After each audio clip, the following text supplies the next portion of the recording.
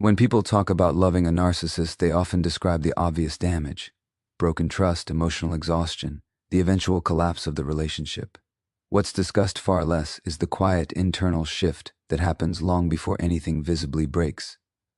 Your identity doesn't shatter all at once. It slowly reorganizes itself around survival. At the beginning, you don't notice it. You think you're just being understanding, flexible, compassionate.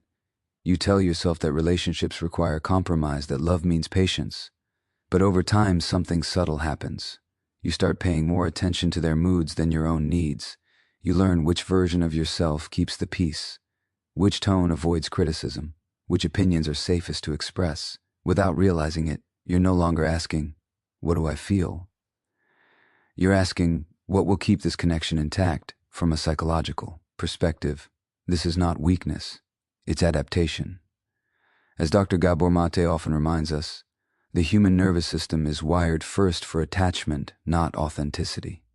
When attachment feels threatened, especially by someone who withholds love or approval, the psyche makes a trade. It sacrifices parts of the self in order to preserve connection.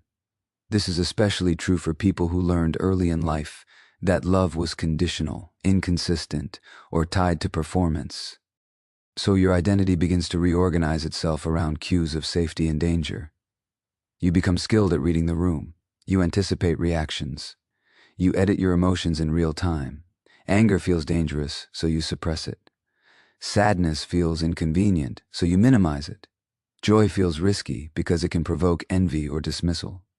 What remains is a carefully curated version of yourself. Functional, agreeable, emotionally muted, philosophically. This is where the deepest damage occurs.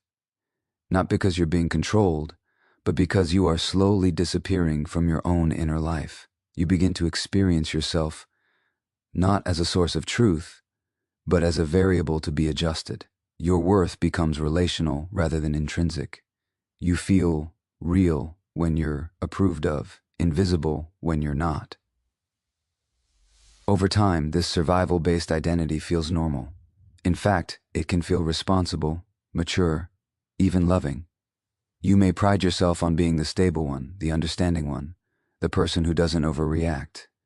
But inside, there's often a quiet grief, a sense that something essential has been set aside, though you can't quite name what it is. What's important to understand is that this rewiring doesn't stop when the relationship ends. The body and mind don't immediately recognize safety just because the narcissist is gone. The habits of self-monitoring remain.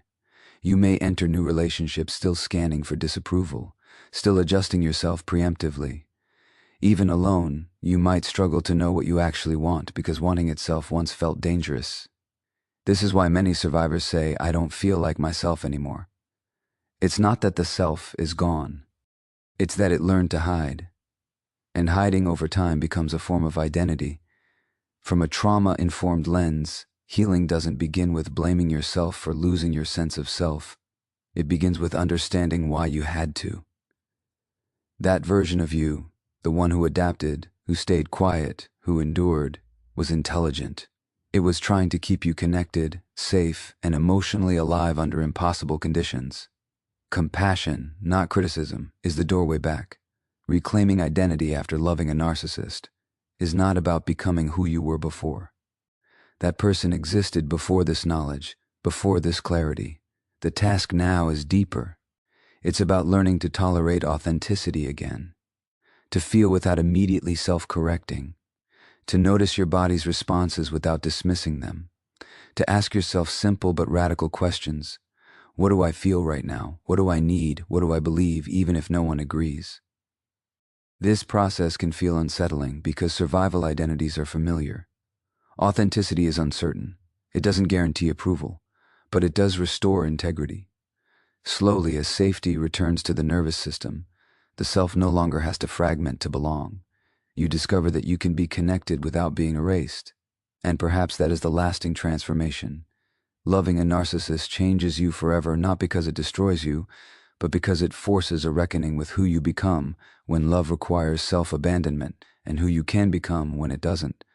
The quiet victory is this: the moment you stop surviving and start returning to yourself.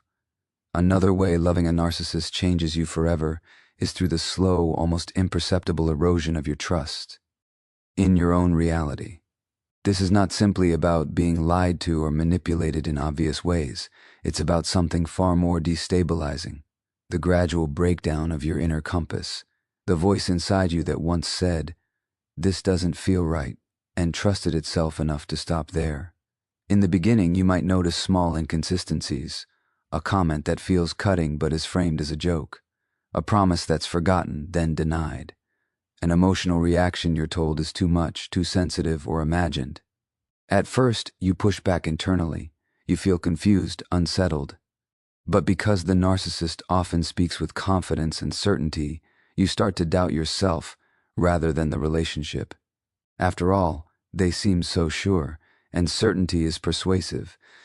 From a psychological standpoint, this is where gaslighting becomes especially damaging, not as a tactic, but as an environment.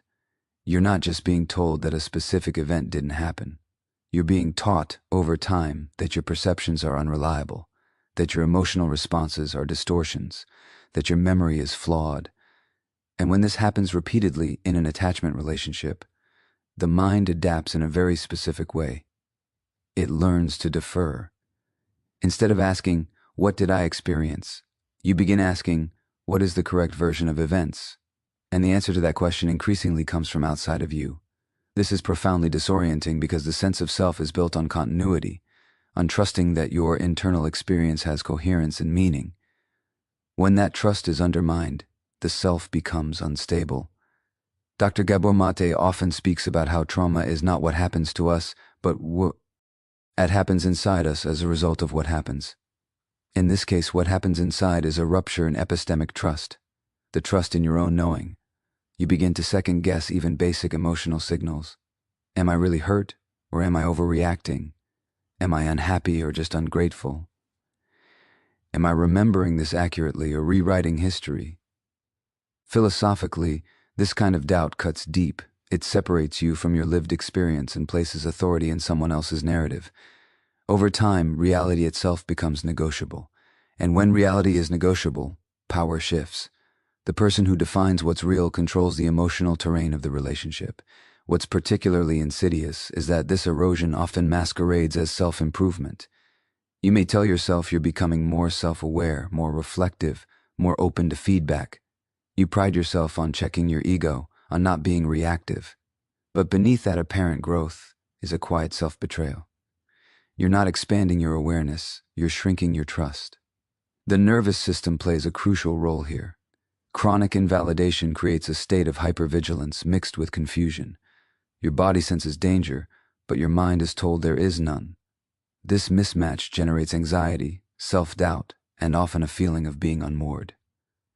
You may find yourself replaying conversations obsessively, searching for clarity that never comes. Not because you're incapable of understanding, but because the ground keeps shifting. Even after the relationship ends, this pattern often remains. You may struggle to make decisions without external reassurance. You may distrust your instincts even when they're accurate. You may feel uneasy urging boundaries, because boundaries require confidence in your own perception of harm. If you're not sure something is real, how can you justify protecting yourself from it? Healing this wound is not about becoming more skeptical of others. It's about rebuilding trust inward. That begins gently, by noticing what your body tells you before your mind intervenes, by allowing emotions to exist without immediately evaluating whether they're justified, by remembering that feelings are not arguments to be won, they are signals to be listened to. This is slow work, because you're undoing a pattern that once kept you connected, but each time you choose to believe your own experience, even tentatively, you reclaim a piece of your authority. You start to recognize that clarity doesn't come from debating reality with someone else. It comes from standing inside your own experience and allowing it to be valid. Loving a narcissist changes you forever because it teaches you what it feels like to lose your footing in your own mind, and eventually, what it takes to stand there again. The turning point is simple and profound. The moment you stop asking permission to trust yourself. A deeper and often unspoken way loving a narcissist changes you forever is how it reshapes your relationship with love itself.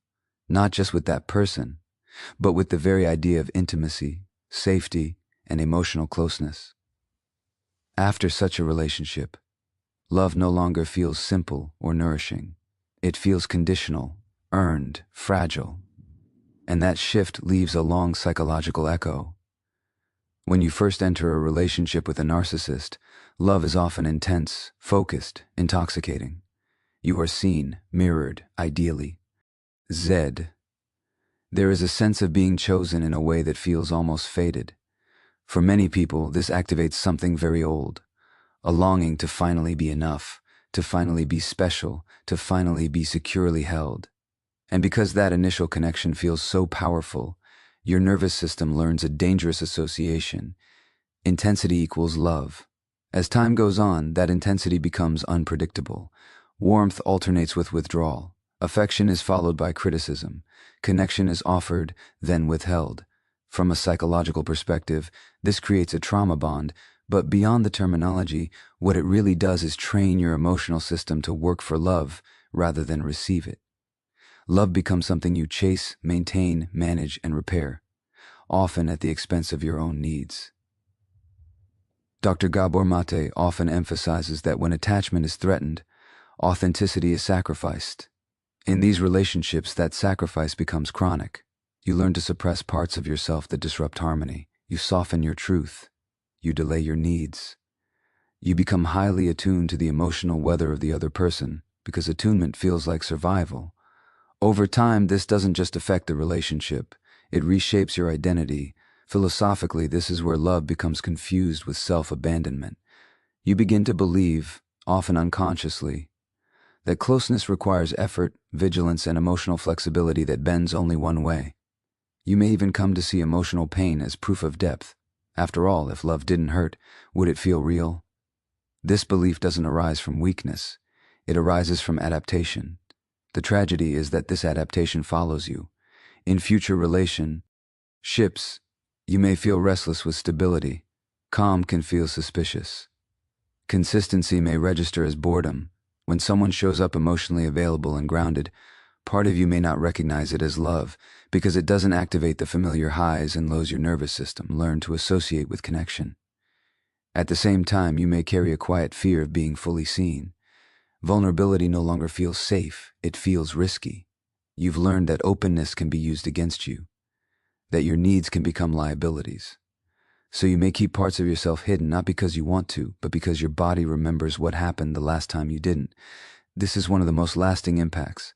Love becomes something you approach cautiously, strategically, rather than something you rest inside. Even when you long for closeness, you may feel exhausted by the idea of it. Intimacy now seems like work, negotiation, emotional labor, and you may wonder, quietly, why love feels so hard when it's supposed to be healing. What's important to understand is that none of this means you are broken. It means your system learned under pressure. The human psyche is remarkably adaptive. When love is paired with inconsistency, the mind doesn't say, "This is unsafe." It says, "What must I do to keep this?" And that question reshapes behavior, beliefs, and expectations in profound ways. Healing here requires a re-education of love at the nervous system level, not through force or positive thinking, but through new experiences of connection that are slow, reciprocal, and emotionally honest. It involves noticing when you feel compelled to earn affection and gently asking yourself why love would need to be earned at all. It means allowing discomfort when things are calm, rather than mistaking calm for absence. There's also grief in this process. Grief for the innocence you once had about love. Grief for the version of yourself who believed connection didn't have to cost so much. That grief deserves space, because it marks a loss that is real, but it also marks a turning point. When you begin to disentangle love from suffering, something fundamental shifts. You start to recognize that love does not require you to disappear, that connection does not demand self-erasure, that safety is not boring, it is regulating. Slowly, love stops feeling like something you survive and starts feeling like something that supports your becoming.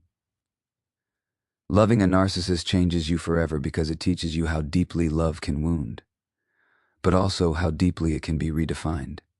And the moment you realize that love should not cost you yourself, you begin to choose differently. Another way loving a narcissist changes you forever is how it alters your relationship with your own inner voice. not just your confidence, but your capacity to trust what you feel, sense, and know. This is one of the quietest injuries, and also one of the most profound. In the beginning, you likely trusted yourself. You noticed discomfort and named it. You felt confusion and tried to understand it. But in a narcissistic dynamic, your inner signals are slowly, repeatedly challenged. When you express hurt, you're told you're too sensitive. When something feels wrong, you're accused of overthinking. When you remember events clearly, you're contradicted with absolute certainty. Over time, something subtle happens. You stop believing yourself. From a psychological perspective, this isn't just manipulation, it's a disruption of self-trust. The mind relies on feedback to stay oriented in reality. When the person closest to you consistently denies your experience, your nervous system enters a state of disorientation. You begin to question not just what happened, but whether you have the right to feel what you feel. Dr. Gabor Mate often speaks about how trauma disconnects us from ourselves. This is a clear example. To maintain attachment, especially when it feels essential for emotional survival, you learn to override your own perceptions. You silence your intuition in order to preserve the relationship. And that silencing doesn't stay confined to that one connection. It becomes a pattern. After loving a narcissist, many people describe feeling unsure, even in neutral situations. Making decisions becomes difficult. You second-guess your reactions. You ask others to validate what you already know, because your inner authority has been eroded. This isn't indecisiveness. By nature, it's learned self-doubt. Philosophically, this is the cost of being taught that your reality is negotiable. When truth becomes something external, something granted or denied by another person, you lose access to your own compass. And without a compass, even safe ground can feel unstable. What's especially painful is that this loss of self-trust often comes wrapped in shame. You may criticize yourself for allowing it, for not leaving sooner, for missing red flags. But this misses the deeper truth. You adapted to preserve connection.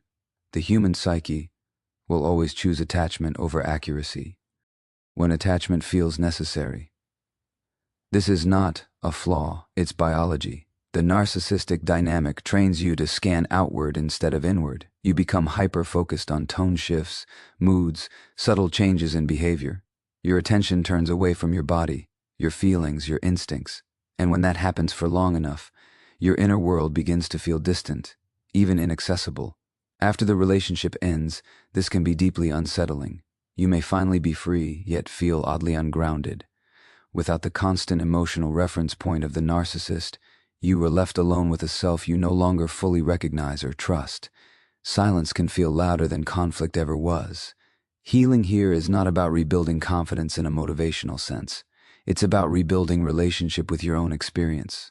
It starts small, noticing what your body feels like in certain situations, paying attention to subtle signals of comfort or discomfort without immediately dismissing them, allowing your emotions to exist without needing justification.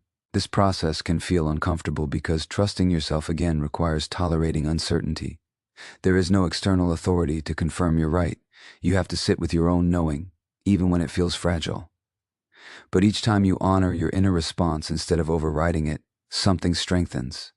There is also grief in recognizing how often you were taught to betray yourself, how many moments you swallowed words, ignored instincts, minimized pain. That grief is not self-pity. It's self-recognition. It's the acknowledgement that something essential was compromised in the name of love. Over time, as self-trust returns, something powerful happens. You stop needing to explain your feelings so thoroughly. You stop arguing yourself out of discomfort. You begin to act earlier instead of waiting until pain becomes unbearable, and relationships begin to change, not because others are different, but because you are no longer negotiating against your own reality. This doesn't make you rigid or defensive. In fact, it makes you more open. When you trust yourself, you don't need to control others. You don't need constant reassurance. You can be present without losing yourself. Loving a narcissist changes you forever because it teaches you what it feels like to live without self-trust. But reclaiming that trust teaches you something even more important, that your inner voice was never wrong, it was just unheard. Another lasting way loving a narcissist changes you forever is how it reshapes your understanding of love itself, not in an abstract romantic sense, but in the deepest emotional wiring of how closeness, safety, and connection are experienced in your body. In the beginning, what you likely felt wasn't confusion, it was intensity. The bond formed quickly, powerfully, often with a sense of recognition that felt almost spiritual. You may have felt seen in a way you hadn't before, chosen, elevated, and because the early connection was so charged, your nervous system learned to associate intensity with intimacy. This is where the imprint begins. From a psychological standpoint, this is not coincidence. Narcissistic relationships often activate unresolved attachment wounds. The highs feel euphoric because they temporarily soothe deep fears of abandonment or invisibility. The lows feel devastating. Because they reactivate those same fears. Over time, your system becomes conditioned. Love equals emotional volatility. Dr. Gabor Mate reminds us that trauma is not what happens to us, but what happens inside us as a result of what happens. What happens inside in these relationships is a distortion of safety. Calm starts to feel boring. Consistency feels suspicious. Kindness without cost feels unreal. Your body, accustomed to emotional turbulence, begins to interpret peace as absence. This is why many people leaving narcissistic relationships struggle in healthy ones. It's not that they don't want stability, it's that stability doesn't register as love at first. Without the push-pull dynamic, without the intermittent reinforcement, the nervous system doesn't receive the familiar chemical spikes it learned to associate with bonding. So the connection feels flat, even though it's safe. Philosophically, this raises a painful question. If love has always hurt, how do you recognize it when it doesn't? The answer is uncomfortable because it asks you to unlearn what once kept you emotionally alive. It requires a willingness to feel unfamiliar sensations and to stay present without the drama that once defined connection. There's often grief here too. Grief for the fantasy that love could heal wounds without confronting them. Grief for the belief that intensity meant depth. Letting go of these ideas can feel like losing romance itself. But what's actually being lost is not love. It's survival strategy disguised as passion. After loving a narcissist, many people find themselves unconsciously recreating familiar patterns, drawn to emotionally unavailable partners, confusing Jing with connection, feeling most alive when love is uncertain. This isn't because they enjoy suffering. It's because the nervous system seeks what it knows. Healing requires reframing love not as something that overwhelms you, but as something that holds you. This is a radical shift. It asks you to redefine attraction not by how strongly someone pulls you, but by how safe you feel being yourself around them. And safety at first can feel strangely quiet. There may also be a period where love feels unreachable altogether, where closeness triggers fear rather than desire. This too is part of the transformation. Your system is recalibrating, learning that connection does not have to come at the cost of self-abandonment. This phase isn't failure, it's integration. What changes forever is that you no longer idealize love as sacrifice. You begin to see how much pain was normalized in the name of devotion, how often endurance was mistaken for loyalty. And once you see this, it becomes impossible to unsee. You can no longer romanticize suffering without feeling the cost. This awareness doesn't make you cynical, it makes you discerning. You start asking different questions. Not how much do I feel, but how do I feel with them? Not can I save this relationship, but am I safe inside myself here? These questions mark a profound internal shift. Over time, love becomes less about chemistry and more about compatibility of nervous systems, less about proving worth and more about mutual presence. You begin to value people who don't hijack your emotions, who don't require you to shrink, explain, or perform to stay connected. And perhaps the most lasting change is this: stop confusing longing with love. You recognize that love does not keep you in a constant state of anticipation or anxiety. Love does not demand that you earn basic care. Love does not disappear when you assert your needs.